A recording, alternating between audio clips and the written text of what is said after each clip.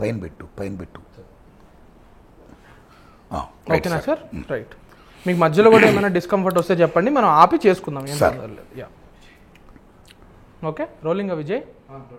నారాయణమూర్తి గారు నమస్కారం సార్. నమస్కారం. చాలా థ్యాంక్ యూ సార్ మా ఆఫీస్కి వచ్చినందుకు, టైం ఇచ్చినందుకు. అయ్యో మీరు నాకు టైం ఇచ్చారు. అయ్యో అస్సలు కాదు, అస్సలు నెల రోజుల నుంచి వెయిట్ చేస్తున్నాను. సో ఆగస్ట్ 22వ తారీఖు కొత్త సినిమా వస్తుంది, యూనివర్సిటీ పేపర్ లీక్. ఏంటి సార్ ట్రిగర్ చేసింది ఏంటి సార్ మిమ్మల్ని ఈ సినిమా, ఈ టాపిక్ మీద సినిమా తీయాలి, జనాలకి ఈ మెసేజ్ ఏం జరుగుతుందో ఇష్యూ అనేది జనాలకి ప్రాపగేట్ చేసి చెప్పాలి అని మిమ్మల్ని ట్రిగర్ చేసిన ఇన్సిడెంట్స్ ఏంటి? అసలు వై దిస్ టాపిక్, వై ఇది ఎందుకు ఎంచుకున్నారు? చూడండి సార్, నేను 40 ఏళ్ళుగా సినిమాలు తీస్తూ వస్తున్నా. నా ఫస్ట్ ఫిల్మ్ మద్రాసు వంతు నుండి ఇప్పుడు యూనివర్సిటీ పేపర్ లీక్ వరకు మన 2 తెలుగు రాష్ట్రాల్లో కానీ భారతదేశంలో కానీ ఎక్కడ ఏ సమస్య ఉత్పన్నమవుతుందో దాన్ని స్పందించి మీలాంటి టీవీ ఛానల్స్ వారు దానికి షూట్ చేసి కవర్ చేస్తారు, మీ స్పందన తెలియపరుస్తారు. ఒక జర్నలిస్ట్ వ్యాసం రాస్తారు, ఒక ఎడిటర్ రాస్తాడు, ఒక ప్రజావాగ్గేయకాడు పాట రాస్తాడు, ఆడతాడు, పాడతాడు, ఒక నాటక రచయిత రాస్తాడు, ఆ టీం నాటక ప్రదర్శన చేస్తుంది. అలా ఒక సినిమా సంస్కృతి సైనికుడిగా నేను సిన్స్ ఫార్ ఇయర్స్ ఇలాంటి సినిమాలు తీస్తూ వస్తున్నాను. రైట్. అందులో భాగంగా ఇప్పుడు నేను యూనివర్సిటీ పేపర్ లీక్ అనే సినిమాని ఎందుకు టచ్ చేశానంటే, మధ్యప్రదేశ్ రాజధాని భోపాల్లో 10 years back very big scam happened. Vyapam scam, ఉద్యోగాలు కుంభకోణాలు, ఒకరి బదులు ఒకరు రాచేయడాలు, పేపర్ లీకులు, ఒక రకం కాదు, వెరీ బిగ్ స్కామ్. అది ఎంత స్కామ్ అంటే దానికి సంబంధించిన సాక్షులను కానీ కొద్దిమందిని కానీ 100 మంది పైగా చనిపోయారు. ఇప్పటికి 100 మందిని పైగా చంపేశారు. Still that case is going on. 100 మందా? Yes, still that case is going on. Very big scam. అది నేను తెలుసుకున్న తర్వాత ఇలాంటి దాని మీద సినిమా తీయాలనుకున్నా. సో ఆ లీక్లు ఒకరి బదులు ఒకరు రాశాడు అనేది అప్పుడే కాదు, రీసెంట్గా కూడా 2 తెలుగు రాష్ట్రాల ఏం పర్లేదు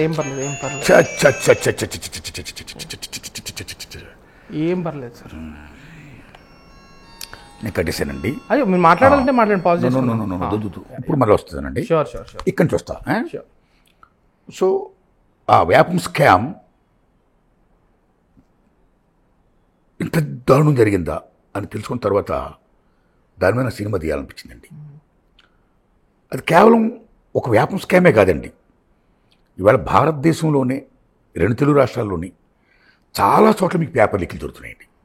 రీసెంట్గా మీరు తీసుకోండి, నీట్లో రైట్ MBBS PhD దానికి సంబంధించిన ప్రశ్న పత్రాలు released in Gujarat, Orissa, UP, Bihar, Delhi, what not everywhere these paper leaks are going on like this. So if it's going on like this, what is the purpose of education?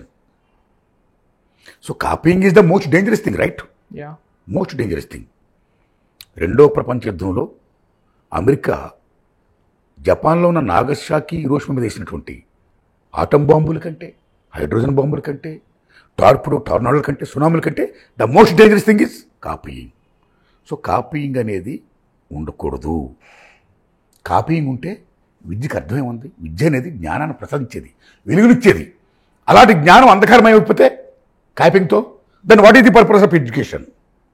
The students, they are the builders of the society, they are the builders of the nation and universe.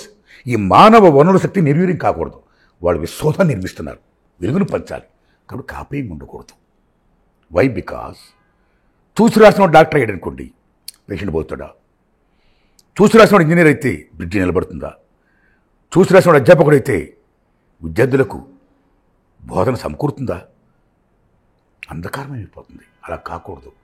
అందుకని ఈ paper లీక్లు అనేవి జరుగుతున్నాయి కాబట్టి ఇది చాలా డ్యామేజ్తో కూడుకున్న వ్యవహారం కాబట్టి దీన్ని ఒక కళాకారుడిగా నేను ఖండిస్తూ సినిమా తీయాలి అని యూనివర్సిటీ పేపర్ లీక్ అనే సినిమా తీసేది సార్.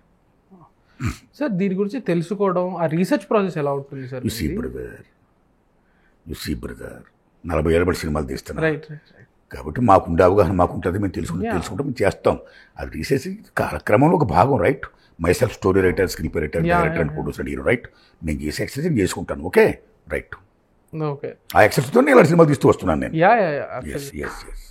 బట్ సార్ ఇప్పుడు మన ఎడ్యుకేషన్ సిస్టంలోనే తీసుకుంటే ఒక లోపం అనేది ఎలా అంటే, అందరూ కూడా అవి ఇన్స్టిట్యూషన్స్ కానివ్వండి, స్కూల్స్ లెవెల్ నుంచి కాలేజ్ లెవెల్ దాకా స్టూడెంట్స్ అందరూ ఎంఫసిస్ అనేది ఎప్పుడు కూడా ఎగ్జామ్ మీద ఉంటుంది తప్ప, ఎగ్జామ్లో 100కి 100 మార్కులు ఎలా తెచ్చుకోవాలని ఉంటుంది తప్ప, ఒక కంప్లీట్ నాలెడ్జ్ తెచ్చుకునేటట్టు ఉండదు అని నా ఫీలింగ్ సార్. Sure brother. ఆ రోజుల్లో ఇంటర్మీడియట్ నుంచి పోటీతత్వం ఉండేదండి, ఇంటర్మీడియట్ నుంచి. ఇప్పుడు బిగినింగ్ నుంచే పోటీతత్వం ఏర్పడిపోయింది. వై? బికాజ్ ఇవాళ ఉద్యోగాల కోసం పోటీ బాగా పెరిగిపోయింది. అవి తక్కువ ఉన్నాయి సీట్లు. ఉద్యోగ అర్హత ఉన్నవాళ్ళు ఎక్కువ మంది ఉన్నారు. Then competition starts. ఈ దశలో పేరెంట్స్కి ఏం కావాలి? పూర్వం రోజుల్లో తల్లిదండ్రులు తమ పిల్లలకి ఆస్తిపాస్తులు, భూమో పుట్రో నగో నట్రో ఇచ్చేవారు. But today they are giving only education to their children, right? వాళ్ళు బాగా చదువుకోవాలి, పాస్ అవ్వాలి, ఉద్యోగ సంపాదించాలి, సెటిల్ అవ్వాలని కళ్ళగంటున్నారు వాళ్ళు. ఎంతమంది పేరెంట్స్ మీకు పల్లెటూళ్ళ నుంచి పట్టణాలు వచ్చి అక్కడున్న భూములు అమ్మేసి తాకట్టు పెట్టి ఇక్కడికి సెటిల్ అయ్యి పిల్లల ఎడ్యుకేషన్ కోసం కష్టపడుతున్నారు. వాళ్ళ చెమటని, వాళ్ళ సుఖాన్ని, వాళ్ళ కష్టాన్ని, సమస్తాన్ని దారిపోస్తున్నారు వాళ్ళు. పరీక్షలు వస్తుంటే ఆ పరీక్షలు పిల్లలకు కాదు, పేరెంట్స్కి పెద్ద పరీక్షలా ఫీల్ అవుతున్నారు. అంత దారుణంగా, అంత కష్టంగా వాళ్ళు కష్టపడుతున్నారు పిల్లల భవిష్యత్తు కోసం.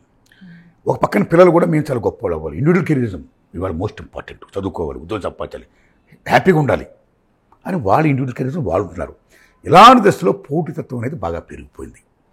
ఎప్పుడైతే పెరిగిపోయిందో ఈ పోటీతత్వాన్ని క్యాష్ చేసుకోవడం కోసం ఈ ప్రైవేట్ కళాశాలలు, ఈ కార్పొరేట్ కళాశాలలు బీభత్సంగా పోటీ పడుతూ వాళ్ళ మీద దారుణంగా ఒత్తిడి పెంచేస్తున్నాయి. ఆ ఒత్తిడి పెంచేసే భాగంలోనే ఆటలుండు, పాటలుండు, ఎక్స్ట్రా కల్చరల్ యాక్టివిటీస్ ఉండు, ఓన్లీ చదువు రుద్దుడు ఇందా మీరు వేసిన క్వశ్చన్కి. Because of these sort of education system is going on. చదువు అనేది ఏంటి? తెలుసుకోవడం. చదువు అనేది ఏంటి? ప్రశ్నిస్తే దానికి తగిన సమాధానం రాబట్టుకోవడం. చదువు అనేది ఏంటి? ఒక విశ్వాన్ని గురించి, సమస్తాన్ని గురించి తెలుసుకొని ఒక చాలా గొప్పగా ఒక నాలెడ్జ్ పొందడం అనేది, విజయం పొందడం అనేది ఒక చదువు. ఆ చదువు కాస్త ఈవేళ ఏమైపోయింది? ఓన్లీ ఎగ్జామ్స్ కోసం, ఇండివిజువల్ కెరీర్స్ కోసం, జాబ్ కోసం, దీనికోసం వెళ్ళిపోయి ఈ రకంగా కూరుకుపోయింది. ఈ కూరుకుపోవడంలో ఈ ప్రైవేట్ కళాశాల యొక్క రోల్ వెరీ బిగ్. దానికి కూడా కారణం ఏంటంటే రాజీవ్ గాంధీ గారు ప్రైమ్ మినిస్టర్ ఆఫ్ ఇండియాగా అయిన తర్వాత నూతన విద్యా విధానం ప్రకటించాడు ఆయన. ఆ నూతన విద్యా విధానంలో ముఖ్యంగా ఈ ప్రైవేటీకరణ బాగా పెరిగిపోయింది. అప్పటి నుంచి ప్రైవేటీకరణ, కార్పొరేటీకరణ బాగా పెరిగిపోయి గవర్నమెంట్ సెక్టార్ ఎడ్యుకేషన్ బాగా తగ్గిపోయి వాళ్ళు పెరిగిపోయారు. అప్పటి నుంచి ఒత్తిళ్ళు, ఈ ఆత్మహత్యలు, ఈ బీభత్సాలు, ఈ పేపర్ లీకులు ఎన్ని అరిపి ఈ దుష్పరిణామాలన్నీ అక్కడ స్టార్ట్ అయ్యాయి. కొద్దిమంది నిజంగా ప్రైవేట్ కళాశాలలు with fashion they are putting, they starting with fashion, with dedication, with motto. చాలామంది జ్ఞానాన్ని పంచాలని ఒక ఆశతో కొద్దిమంది ఉన్నారండి, నేను మనం కాదంటలేదండి. కానీ కొద్దిమంది కేవలం వ్యాపారమే. ఆ వ్యాపారం ఎంతకు వెళ్ళిపోయిందండి? మా కళాశాలలో చదివిన వాళ్ళకే నెంబర్ 1 to 100,000 ర్యాంక్స్. మా కళాశాల చదువుతున్న వాళ్ళకే ఉద్యోగాలు వస్తాయి, ర్యాంకులు వస్తాయి అని ఒక మీడియా గోల, పేపర్ లీల. మీకు అర్థమైంది పాయింట్? అంత దారుణంగా దే ఆర్ డూయింగ్ పబ్లిసిటీ. చూడండి, కొన్ని పేపర్లు చూస్తే ఫుల్ అడ్వర్టైజ్మెంట్ ఇస్తారు, lakhs of rupees పెట్టి. How they are giving? Because they are doing such a big business with education, right? ఈ దశలో వాళ్ళు ఈ పేపర్ లీకేజ్ చేసి కొంతమంది అవినీతి అధికారులను పట్టుకొని ఆ ప్రశ్నాపత్రాలు సంపాదించి వాళ్ళ యొక్క కళాశాల చదువుతున్న విద్యార్థులకు అందజేస్తుంటే వాళ్ళు చూసి రాసేస్తుంటే they are going to get ranks. But సిన్సియర్గా ఎవరైతే చదువుతారో, ఎవరైతే ర్యాంకులు వస్తాయని ఆశపడతారో, నిజంగా కష్టపడి చదువువాళ్ళు they are missing, they are losing. చూసేటువంటి మొత్తం కూడా 100% ఎక్కడ ఎప్పుడైతే వీళ్ళు ఫెయిల్ అవుతున్నారో, అంత ర్యాంకులు రావట్లేదు, వాళ్ళు ఏమవుతుందని నిరాశ నిస్పృహలు ఏర్పడతాయి. వాడు తల్లిదండ్రుల ముఖాలు చూపించలేరు, వాడు ఊరుకు వాడికి ముఖం చూపించలేరు. ర్యాంక్ వస్తుంది, ర్యాంక్ రాలేదు. కొద్దిమంది ఆత్మహత్యలు కూడా చేసుకుంటున్నారు. ఒత్తిడితో బీభత్సంగా ఇదైపోయి అక్కడ కొంతమంది ఆత్మహత్య చేసుకుంటున్నారు. ఈ లీకేజ్ వల్ల వీటి వల్ల కొద్దిమందికి ర్యాంక్ వస్తున్న రాపడం వల్ల వాడు ఇలాగా ఆత్మహత్య చేసుకుంటారు. ఈ రకంగా ఆత్మహత్య చేసుకోవడం చాలా దారుణం, మహా దారుణం. ఇంకా దట్టు ర్యాంకులు వస్తున్న వాళ్ళందరినీ కేటగిరీగా విభజించి ప్రైవేట్ కళాశాలలో వాళ్ళందరినీ ఫస్ట్ ర్యాంకులతో ఒక పక్కన పెట్టడం, యా మామూలు అందరూ పక్కన పెట్టడం, ఈ రకంగా చేయడం వల్ల న్యూనతకు గురవుతున్నారు వాళ్ళు. వాళ్ళకంటే మేము తక్కువ, మమ్మల్ని సెకండ్ గ్రేడ్ చేస్తున్నారు, అక్కడ న్యూనత గురైన వాళ్ళు ఆత్మహత్య చేసుకుంటారు. ఈ రకమైన ఆత్మహత్యలు ఎట్టి పరిస్థితుల్లో కూడా జరగకూడదు అని సుప్రీంకోర్టు రీసెంట్గా గొప్ప తీర్పు చెప్పింది. మామూలు తీర్పు కాదు, 15 అంశాలను కూడా అది సుప్రీంకోర్టు చెప్పి ఈ 15 అంశాలను కూడా ప్రైవేట్ కళాశాలలు, ప్రభుత్వ కళాశాలలు, కోచింగ్ సెంటర్లు అన్నీ కూడా ఇంప్లిమెంట్ చేయాలి. సుప్రీంకోర్టు మామూలు చెప్పాల, అన్నీ ఇంప్లిమెంట్ చేయాలి అని చెప్పింది. చెప్పడం కాదు, కౌన్సిలింగ్ ఏర్పాటు చేసింది, సైకాలజిస్టులు ఏర్పాటు చేసింది. The students, they are the builders of the society, they are the builders of the nation and the universe.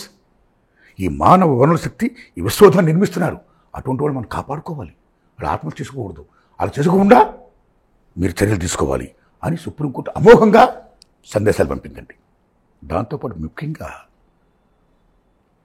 చాలామంది వ్యక్తిగత కారణాలతో ఈ రకమైన ఇబ్బందితో ఆత్మహత్య చేసుకుంటారు, కానీ దాని మూలాలు ఉంటాయి. ఆ మూలాలను రూట్అవుట్ చేయాలంటాడు ప్రముఖ ఫ్రెంచ్ తత్వవేత్త, చరిత్రకారుడు ఆల్బర్ట్ కాము. సో మూలాలను రూట్అవుట్ చేయాలి. ఏంటి మూలం?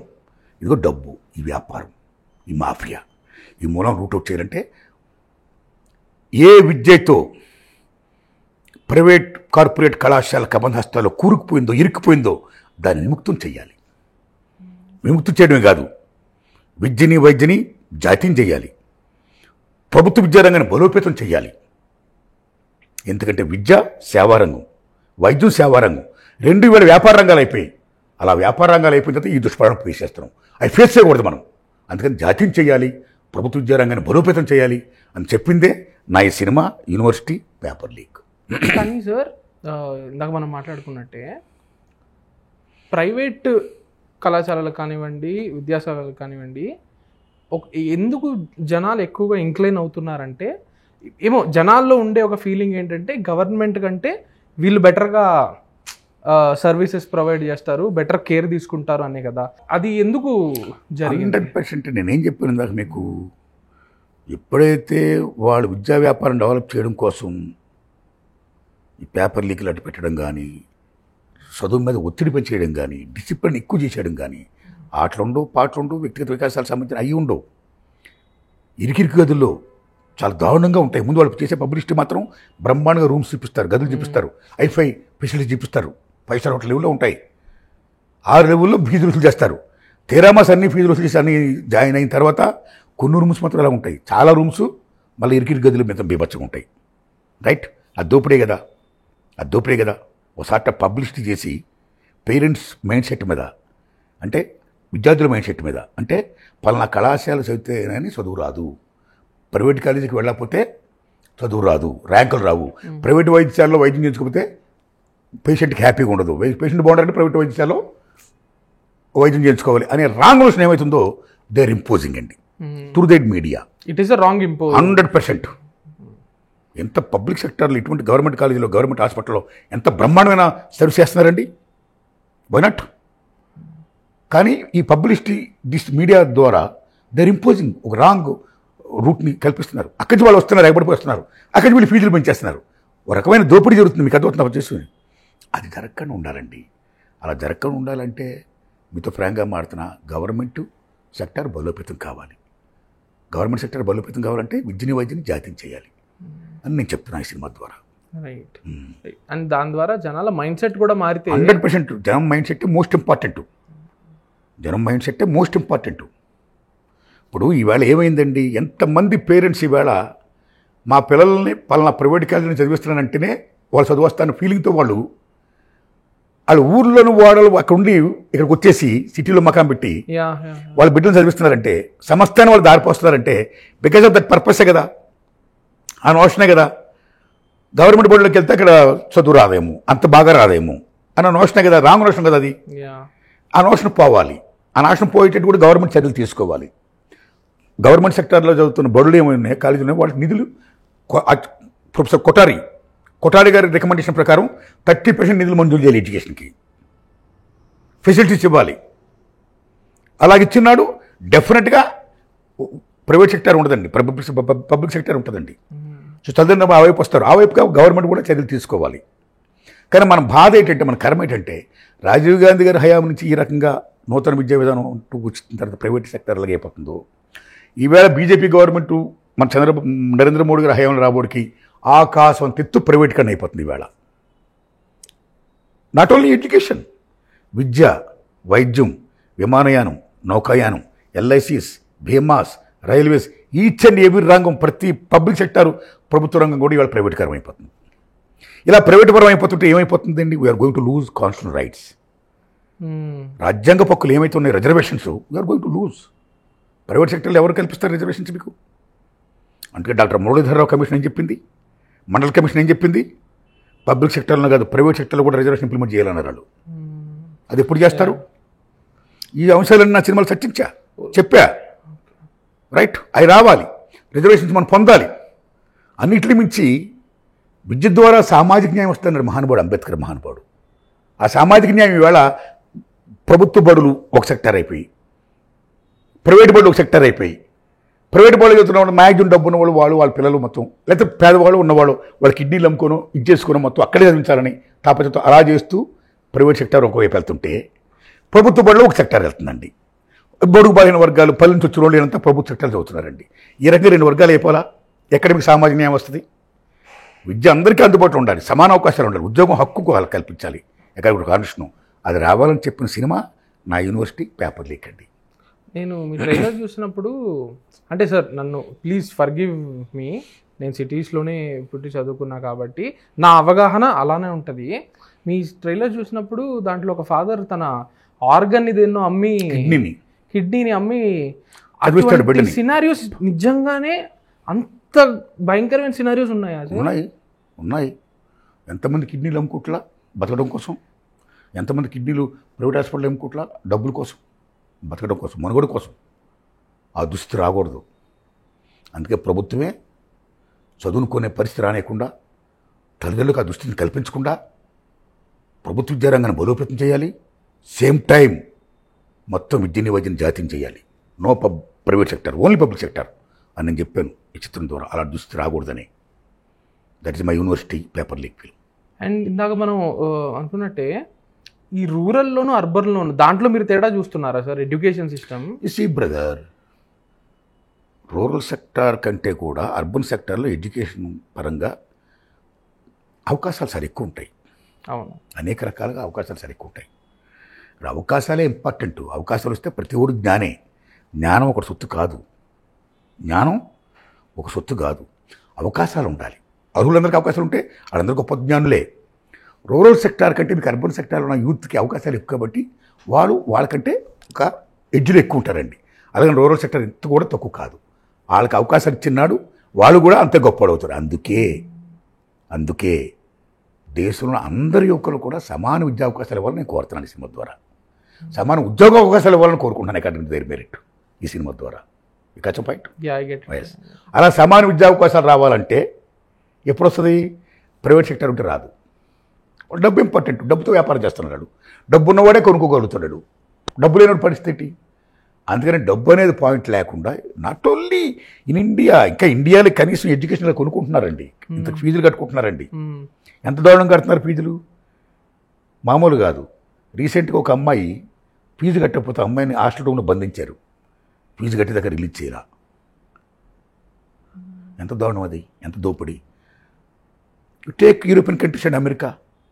అక్కడ ఎడ్యుకేషన్ అండ్ వైద్యం గవర్నమెంటే బేర్ చేస్తుంది. వాడు ప్రైవేట్ సెక్టర్ కంట్రీస్ అయినా గవర్నమెంటే బేర్ చేస్తుంది. మన ప్రైవేట్ సెక్టర్ మన ప్రజాస్వామ్యం, రాజ్యాంగం హక్కులు కల్పించింది మనకి. విద్య వైద్యం సమానంగా ఉచితంగా ఇవ్వాలని, అండ్ ఉద్యోగ అవకాశాలు ఉచితంగా ఇవ్వాలని. ఈ ఇంప్లిమెంట్ అవర్ కాన్స్టిట్యూషన్. ఇక పాయింట్. అందుకని ఏంటంటే జాతీయం చేయాలి విద్యని వైద్యని. ప్రభుత్వ విద్యారంగాన్ని బలోపేతం చేయాలి అని నేను విజ్ఞప్తి చేస్తున్నా. అందుకని నాయకులు ఎవరైతే ఉన్నారో, ఈ పెద్దలు ఎవరైతే ఉన్నారో, ఈ ప్రైవేట్ సెక్టార్ వైపు వెళ్ళిపోకుండా దాన్నే ఇంప్లిమెంట్ చేస్తూ పబ్లిక్ సెక్టార్ని ఇగ్నోర్ చేస్తూ ప్రైవేట్ సెక్టార్ వైపు మొగ్గు చూపడం అనేది కరెక్ట్ కాదు. నరేంద్ర మోడీ గారు ఆ మధ్యలో మాట అన్నారు. ఆయన వ్యాపారం చేయడం ప్రభుత్వ ధర్మం కాదు, ప్రభుత్వ డ్యూటీ కాదు, వ్యాపారం చేసి ఉన్నారన్నారు ఆయన. అది కరెక్ట్ కాదండి. విద్యని వైద్యని ఎన్ని నడపడం అనేది అది వ్యాపారం కింద రాదు, సంక్షేమ రాజ్యం. That is the duty of the government. వాళ్ళు ఇంప్లిమెంట్ చేయాలి. ఇంప్లిమెంట్ చేయకుండా ప్రతి రంగాన్ని కూడా అంబానీలకో అదానీలకో జిందాలకు ఇచ్చుకుంటూ పోతుంది అనుకోండి, ఈ మూల వనరులు, ఈ మూల సంపద మూలవాసులు చెందకుండా కొద్దిమంది పెట్టుబడిదారులు అనుభవిస్తారండి. అప్పుడు సంపద కొద్దిమంది చేతుల్లో కూరుకుపోతుంది, కేంద్రీకృతం అయిపోతుంది. దాని what about remaining all the people? 90% people పరిస్థితి ఏంటి? వాళ్ళకు చెందాలి సంపద, మూలవాసులకు చెందాలి, మూల వనరులు మూల సంపద మూలవాసులు చెందాలి. అంటే యూ మస్ట్ ఇంప్లిమెంట్ కాన్స్టిట్యూషన్. ప్రభుత్వం నడపాలి. That is the duty of the government. This not the business. ఈ సంక్షేమ రాజ్యం, వెల్ఫేర్ స్టేట్. కచ్చం పాయింట్. అందుకని నేను ఈ సినిమా ద్వారా బలంగా చెప్పాను, ప్రభుత్వం పక్క తప్పకూడదు, ప్రభుత్వం ముందుకు రావాలి, ఆదుకోవాలి, చదువుకోవాలి. పిల్లలు ఎవరు? ఇప్పుడు విద్యార్థుల్ని, యువతని కాపాడుకోవాల్సిన బాధ్యత సమాజం మీద ఉందండి.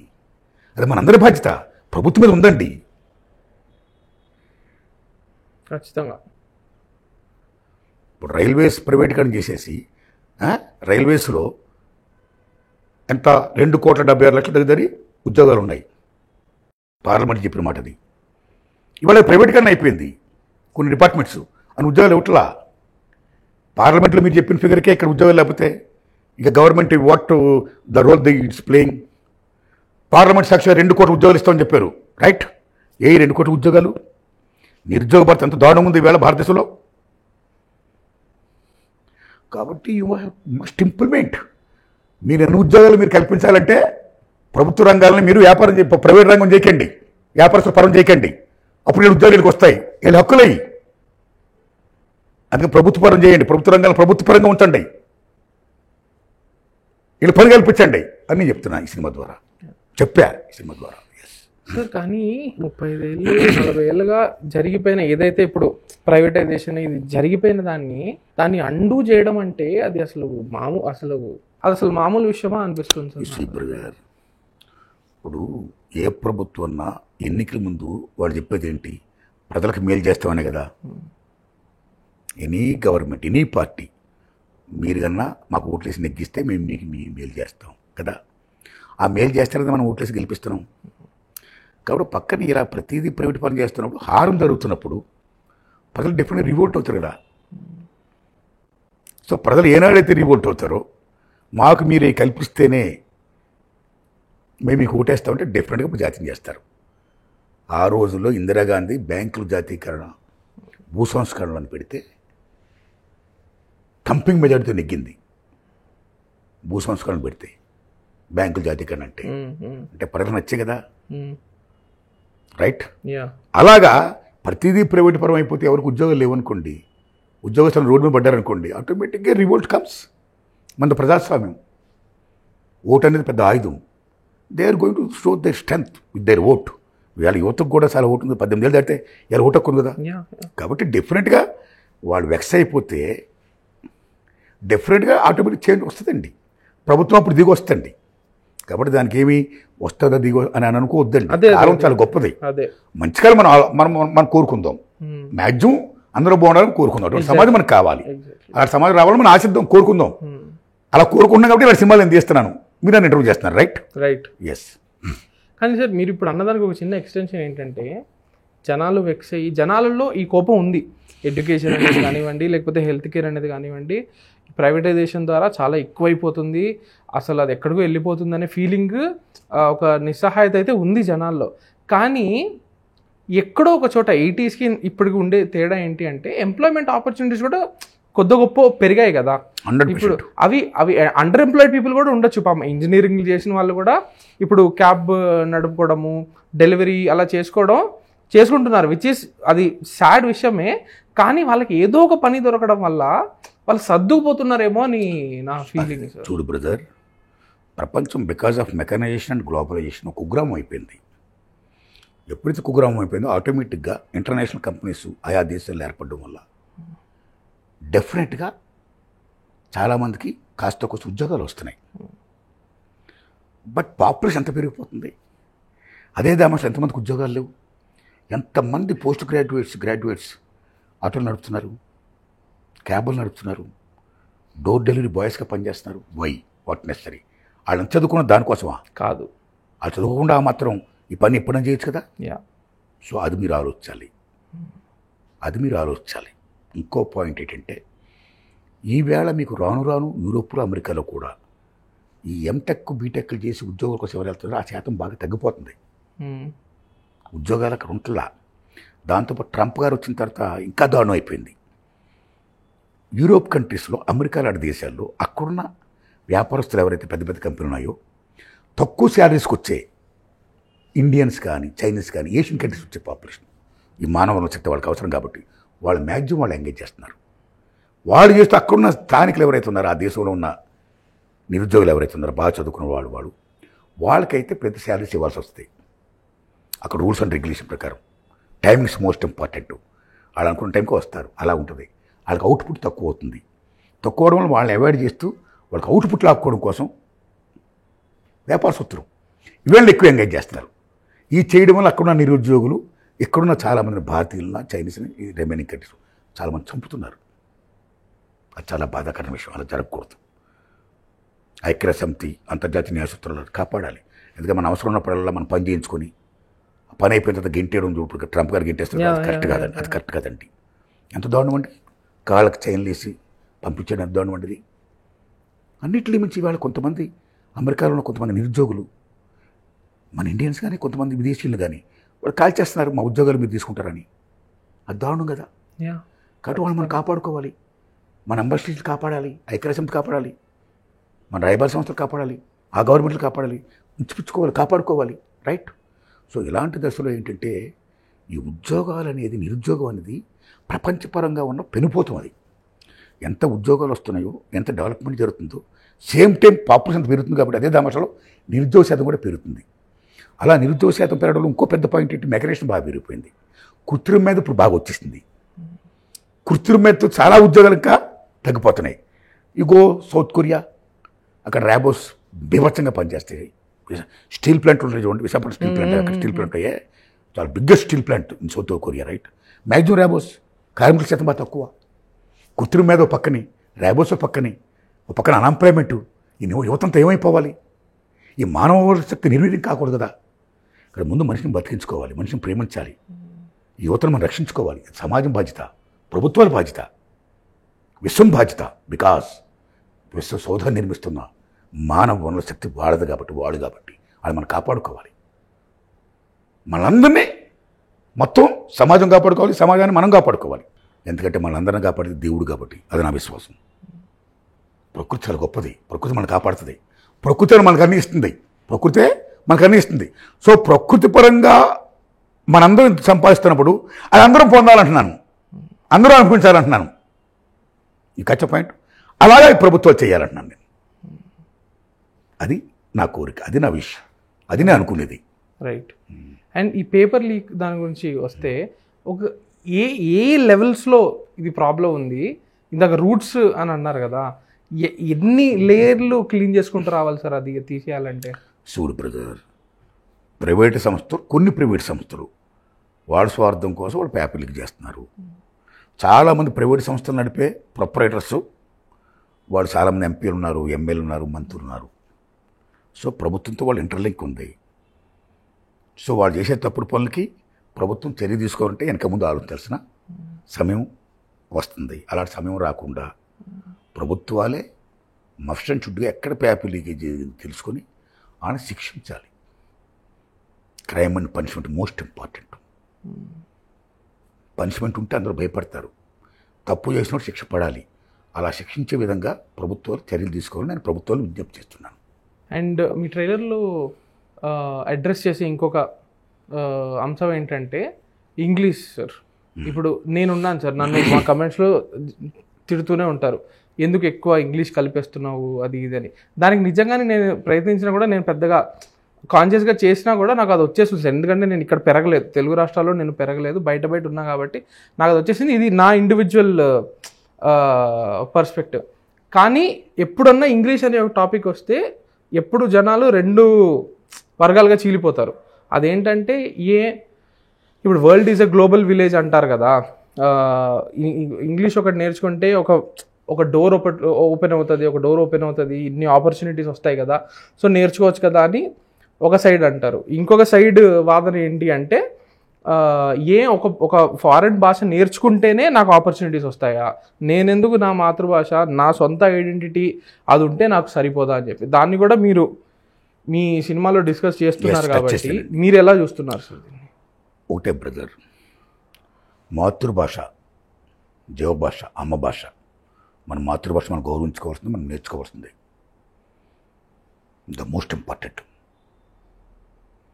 అయితే ఈవేళ ప్రపంచం because of this mechanisation globalisation కుగ్రం అయిపోయిన తర్వాత ఇంగ్లీష్కి ఇంపార్టెన్స్ బాగా పెరిగిపోయింది.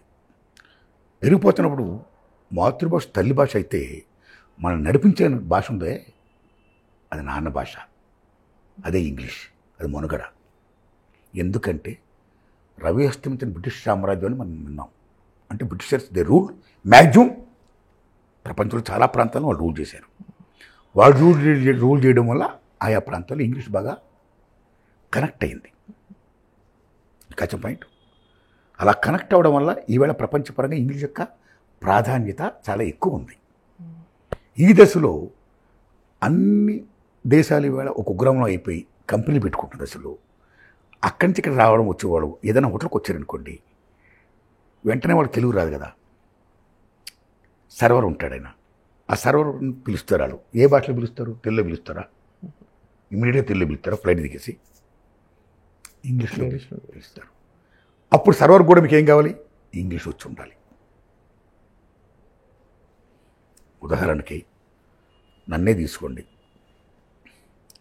నేను మారుమూరు పల్లెలో పుట్టి పెరిగా. ఫస్ట్ మా ఊళ్ళో బిఏ ఉంది. ఫస్ట్ నేనే, మా అమ్మ నాన్న దయ వల్ల. అయితే నేను సామాన్య రైతు బిడ్డని. ఇంగ్లీష్ మీద నాకు అవకాశం లేదు, పట్టు లేదు, ప్రావీణ్యత లేదు, అవకాశాలు నాకు లేవు. హై స్కూల్కి వెళ్ళిన తర్వాత ఇంగ్లీష్ని భయపడిపోయేవాడిని. అక్కడి నుంచి ఇంగ్లీష్ మీడియము చదవాలి, 7వ తరగతి కాడ నుంచి మళ్ళీ డిగ్రీ ఇదంతా ఇంగ్లీష్ మీడియం ఉంటుంది. అయ్యి బాబు ఎలాగా అని భయకంపితం అయిపోయాడు. పాస్ అవును. నేనే కదా, నాకు చాలామంది. ఆ దశలో కాసు బ్రహ్మాంద రెడ్డి అప్పుడు సీఎం ఉమ్మడి ఆంధ్రప్రదేశ్కి. తెలుగు మీడియం పెట్టాడు ఆయన. తెలుగు మీడియం పెడితే మేము అంత శంకలు ఎగరేసాం. అబ్బా తెలుగు మీడియం వచ్చింది, మనం చదివేచ్చు, పాస్ అయిపోవచ్చని. మేము బిఏలు, బీకామ్లు ఇలా పాస్ అయిపోయాం. బీఎస్సీలు, ఎంఏలు, ఎంకామ్లు, ఎంఎస్సీలు. మా ఫ్రెండ్స్ చాలామంది పాస్ అయిపోయారు. ఈ చదువులు అయిపోతే ఎక్కడికి వెళ్తారు? ఉద్యోగాలకు వెళ్తారు. ఉద్యోగాలకు వెళ్ళినప్పుడు ఆ ఉద్యోగ ప్రశ్న పత్రాలు ఇంటర్నేషనల్ లింక్ లాంగ్వేజ్ ఇంగ్లీష్లో ఉండడం వల్ల అప్పటిదాకా ఎవరికైతే ఇంగ్లీష్ మీద పట్టుందో, ఎవరికైతే ఇంగ్లీష్ మీద అవకాశం ఉందో, నైపుణ్యం ఉందో, ప్రావీణ్యత ఉందో వాళ్ళు బాగా రాశారు, వాళ్ళు పాస్ అయ్యారు. పాస్ అవ్వడం కాదు, వాళ్ళు ఏమయ్యారండి? ఐఏఎస్లు, ఐపీఎస్లు, ఇంజనీర్లు, డాక్టర్లు, వాట్ నాట్ ఎవ్రీథింగ్. టాపర్స్ అందరూ అయిపోయారు బ్రహ్మాండంగా. టాపర్స్ ఉద్యోగాలు సంపాదించారు బ్రహ్మాండంగా. హ్యాట్సప్. ఎవరికైతే ఇంగ్లీష్ మీద పట్టు లేదు, ప్రావీణ్యత లేదు, నైపుణ్యత లేదు, ఎవరైతే తెలుగు మీద చదువుకున్నారో వాళ్ళందరూ కూడా ఎగ్జామ్స్లో చాలా ఫెయిల్ అయ్యారు. ఫెయిల్ అవ్వడం వాళ్ళు ఏమయ్యారండి? గుమస్తాలు, అటెండర్లు, ప్యూన్లు, దేశ సార్వభౌమాలను కాపాడే జవాన్స్, ఇంటర్నల్ సావరెంటీ కాపాడే పోలీసులు అయ్యారండి. అప్పుడేమైంది? ఇక్కడే 2 తరగతులు వచ్చాయి. బాగా చదువుకున్న వాళ్ళు, ఇంగ్లీష్ మీద పట్టిన వాళ్ళు, మంచి మంచి పొజిషన్, పెద్ద పెద్ద పోస్టులు, చదువు మీద ఇంగ్లీష్ మీద పట్టులేని వాళ్ళందరూ ఈ రకంగా చిన్న చిన్న జాబులు చేయి. అంటే అంబేద్కర్ మహానుభావుడు ఆశించిన విద్యుత్ ద్వారా ఏ సామాజిక న్యాయం వస్తారనుకున్నాడో ఆ సామాజిక న్యాయం రాలేదు సరిగదా. అంతలో బాగా పెరిగిపోయాయి because of these English and Telugu medium వల్ల. అందుకే భారతదేశంలో బ్రిటిష్ గవర్నమెంట్ ఇప్పుడు ఎటువంటి విద్యా విధానం కావాలని ఒక కమిషన్ ఏర్పాటు చేసింది. దానికి మహాత్మా జ్యోతిరావు పూలే అటెండ్ అయ్యాడు. మహాత్మా జ్యోతిరావు పూలే అంటే మామూలు మనిషి కాదు. ఆయన భార్య Savitribai Phule. They contribute a lot. Mahatma Gandhi గారికి మహాత్మా బిరుదు రాకముందే ఆయన మహాత్మా జ్యోతిరావు పూలే. బాబాసాహెబ్ అంబేద్కర్కి 3 స్ఫూర్తి: గౌతమ్ బుద్ధ, కబీర్దాస్ అండ్ మహాత్మా జ్యోతిరావు పూలే. అలాంటి మహాత్మా జ్యోతిరావు పూలే ఆ కమిషన్ ముందు, ఆ విద్యా కమిషన్ ముందు, నా భారత జాతికి మీరు ఇంగ్లీష్ నేర్పండి అని అడిగిన. ఓ భగవంతుడా, నా భారత జాతికి, నా బడుగు బలహీన వర్గాల పిల్లలకు, ప్రజలకు, నా జాతికి మీరు ఇంగ్లీష్ నేర్పించి తండ్రి అని అడిగిన. పెరియార్ రామస్వామి నాయకుడి పేరున్నారా? ద్రవిడ కజగం, డికే మూమెంట్ పెట్టిన మహానుభావుడు, ప్రముఖ స్వాతంత్ర సమరయోధుడు, సంఘ సంస్కర్త. ఆ మహానుభావుడు ఏమన్నాడు తెలుసా? నా మాతృభాష తమిళంతో పాటు నా బిడ్డలకి, నా జాతికి నేర్పాల్సిన ఇంగ్లీష్, నాట్ హిందీ అన్నాడు ఈయన. పెరియార్ రామస్వామి నాయకుడు. అంబేద్కర్ మహానుభావుడు ఏమన్నాడు తెలుసా? పులి పాలు తాగితే ఎంత బలం వస్తుందో ఇంగ్లీష్ నేర్చుకుంటే బలం వస్తుంది, కాబట్టి యూ మస్ట్ లెర్న్ ఇంగ్లీష్ అంటాడు ఆయన. కాబట్టి ఇంగ్లీష్ నేర్చుకోవాలి.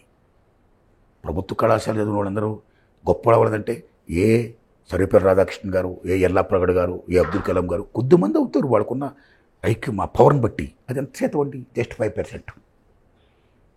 What about remaining 95%?